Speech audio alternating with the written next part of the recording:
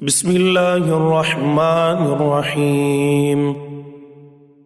سورہ ہمزہ سورت نمبر 104۔ شروع کرتا ہوں اللہ تعالیٰ کے نام سے جو بڑا مہربان نہایت رحم والا ہے۔ ویل لکل ہمزۃ لمزہ،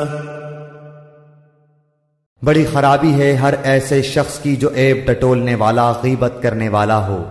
پیٹھ پیچھے کسی کا عیب بیان کرنا غیبت ہے، جسے سورہ حجرات میں نہایت گھناؤنا گناہ قرار دیا گیا ہے، اور کسی کے منہ پر تانے دینا جس سے اس کی دل آزاری ہو اس سے بھی بڑا گناہ ہے۔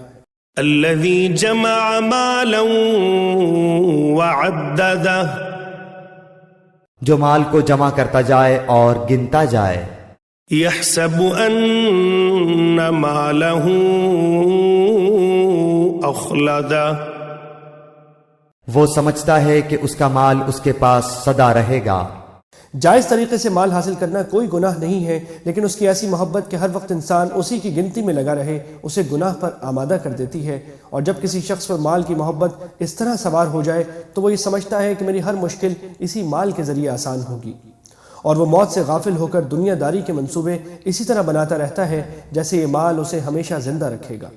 کلا لینبذن فی الحطمہ، ہرگز نہیں، یہ تو ضرور توڑ پھوڑ دینے والی آگ میں پھینک دیا جائے گا۔ وما ادراک ما الحطمہ، اور تجھے کیا معلوم کہ ایسی آگ کیا ہوگی؟ نار اللہ الموقدہ، وہ اللہ تعالیٰ کی سلگائی ہوئی آگ ہوگی۔ التي تطلع على الافئدہ، جو دلوں پر چڑھتی چلی جائے گی۔ انہا علیہم مؤصدہ، وہ ان پر ہر طرف سے بند کی ہوئی ہوگی۔ فی عمد ممددہ، بڑے بڑے ستونوں میں۔